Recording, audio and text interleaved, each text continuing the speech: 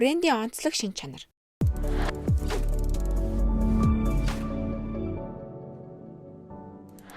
Хүн болгон өөрийн гэсэн онцлог шин чанартай байдаг шүү дээ. Хэрвээ тийм биш байх юм бол бүгдээрээ яг адилхан харагдана. Брэнд ч гэсэн үүнтэй яг адилхан. Брэндэд өөрийн гэсэн онцлог шин чанар байхгүй бол бүгд л ямар ч ялгаагүй энгийн нэг бүтээгдэхүүн болж хуурна. Тэгэхээр танаа брендийг сонгох, бусад брендийг сонгох хоёрын хооронд ямар ч ялгаа мэдрэгдэхгүй байвал та яаж амжилттай борлуулалт хийх вүлээ? Хэрвээ манай брендийн хэв шинж онцлог байдал хүчтэй байвал төдий чиний хэрэглэгчтэй татах болно. Гэхдээ нэг онцлог нь сайн брендээс хэрэглэгч өөрийнхөө онцлог шин чанар, хэв шинжийг харж идэг гэж хэлж болно. Учир нь хэн нэгэн хүн өөрийнхөө зан төлөв, хүсэл сонирхол, шаардлагад нийцсэн зүйлийг л анхааралтай авдаг. Хэрвээ тэр хүний өөрийнх нь зан төлөв, сэтгэл зүй, хувийн онцлогт нь нийцээгүй зүйл байх юм бол түүний мэдрэхгүй огт ажиглагддаггүй гэж ойлгож болно. Өөрөөр хэлбэл та брендийг хичнээн сурталчлаад ч анхаарахгүй өнгөрөх магадaltaй гэсэн үг. Брендийн хэв шинж нь тухайн татж байгаа хүнийхээ хувийн шинжийг агуулж ижил байж чадах юм бол тэдгээр хүмүүсийг татдаг. Ижил хэрэгцээтэй, ижил сонирхолтой, ижил үзэл бодол, итгэл үнэмшилтэй хүмүүсийг нэгтгэж чаддаг. Одоо бүгдээрээ брендийн архетип буюу брендийн хэв маяг гэж юу вэ гэдгийг мэдэж авцгаая.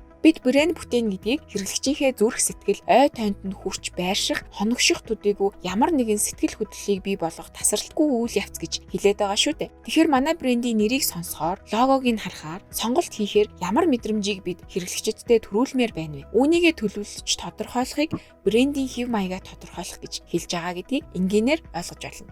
Брендийн имижээ бусдаас ялгарах шин чанартай, онцлогтой байлгаж, хэрэглэгчийнхээ хүсэл шаардлагад нийцүүлэх хэрэгсэл нь брендийн архетип юм байна. Үүнийг цаашид бид брендийн хэв маяг, имиж гэж нэрлээд явах болно. Дэлхий дээр байгаа брэндүүд дараах 12 төрлийн хэв шинжэд хуваагдж идэг гэж үздэг юм байна. Өөрөөр хэлбэл брендийн хэв шинж бүхэн ялгаатай, хүмүүсийн сэтгэл зүйд уг хэв шинж мөн чанараараа сууж, ой тойнд нь бууж үлддэг гэсэн үг юм байна. Нэгдүгээр гим зэмгүй, ариун цагаахан брендийн хэв шинж. Энэ төрлийн хэв шинж, имиж бүхий брэндүүд хэрэглэгчдийнхээ сэтгэл зүйд нь өөдрөг, гинэн цайлган, цэвэр ариун гэсэн мэдрэмжийг төрүүлж байдаг. Тэдний өөр нэг онцлог нь бол үнэн шударга, зөв байх, нээлттэй ил тод байх гэдэг явдал.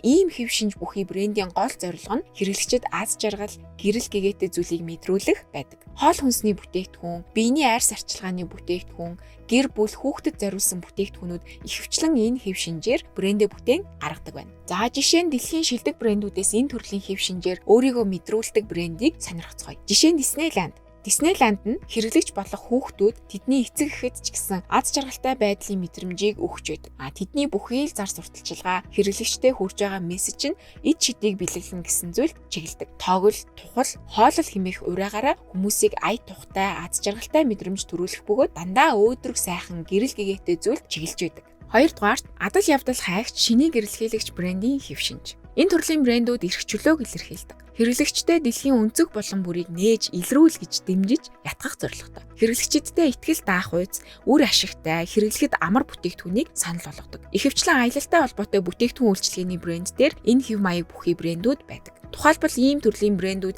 ямар ч эрсдэлтэй нөхцөл байдалд таныг хамгаална гэж амладаг. За жишээ нь North Face, аяллаа болон спорт хувцас. За мөн автомашины брэндүүд байна. Адал явдалтай, бартаас замыг туулж байгаа дүр зургийг харуулдаг шүү дээ. 3-дугаарт мэдлэгтэй, ухаантай хэв шинж бүхий брэнд. Энэ хэв шинж бүхий брэндүүд хэрэглэгчдэд их ухаантай, мэдлэг боловсралтай, үнэн зөв гэсэн ойлголт мэдрэмжийг хүргэж идэг. Хэвлэл мэдээллийн хэрэгслүүд, боловсрал соёлын салбартайгаа бүтээгдэхүүн, үйлчилгээ энэ хэв шинжээр брэндээ бий болгох нь нийтлэг байдаг. Ийм төрлийн брэндүүд зорилттой хэрэглэгчдийнхээ хувьд юмны учир шалтгааныг нь сонирхдог, бодит фактыг нь хайдаг хүмүүс рүү ханддаг. Энэ төрлийн дэлхийн шилдэг брэндийн жишээ бол CNN. Яг дэрэгдээс нь мэдээлэл нь. 4-дүгээрт баатарлаг хэв шинж бүхий брэнд. Энэ хэв шинж бүхий брэндүүд хүмүүст ямар нэгэн хэцүү зүйлийн төлөө тэмүүлж ард нь гарах, зорилгодоо хүрэх зэрэг зүйлд тэмүүлэх мэдрэмжийг хүчтэй төрүүлж идэг. Энгийн хүн хийж гүйцэлдүүлж чадахгүй, ихээхэн зориг, хүч чадал, оролдлого хийж амжилтанд хүрч байгааг мэдрүүлсэн мэдрэмжүүдийг хэрэглэгчдэд түгээдэг. Ийм брендийг хэрэглэдэг хүмүүс өөрсдийгөө баатар гэж төсөөлдөг. Боломжгүй зүйл гэж байхгүй гэж үздэг.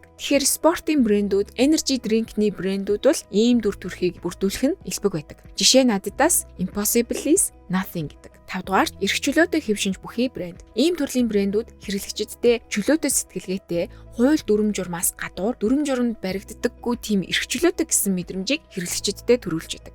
Жишээлбэл Harley Davidson хүчтэй, эрх чөлөөтэй гэдэг ураатай.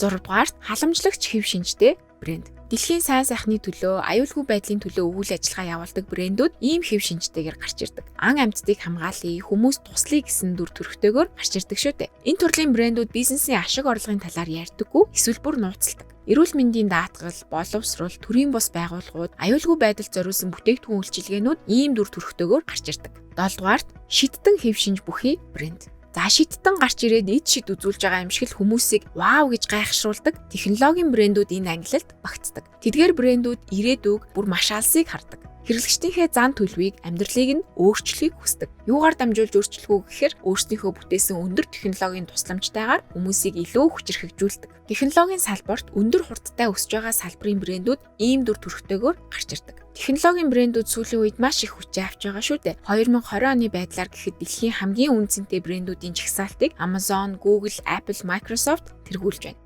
8 дугаар захирагч хэв шинж бүхий брэнд. Энэ төрлийн хэв шинж бүхий брэнд бол тэр чигтээ хүч чадал, хяналт, эд хөрөнгө, удирдан захирах дүр төрхийг илэрхийлдэг. Үл хөдлөх хөрөнгө, банкуд, загварын салбарт бол энэ дүр төрх хүчтэй гарч ирдэг байгаа. Ийм брендийг хэрэглэдэг хүмүүсийн хүсэл шаардлага нь хүч чадал, хүчтэй, хөрөнгөтэй харагдахын тулд хэдий ч хамаагүй төлөхөд бэлэн байдаг хүмүүс.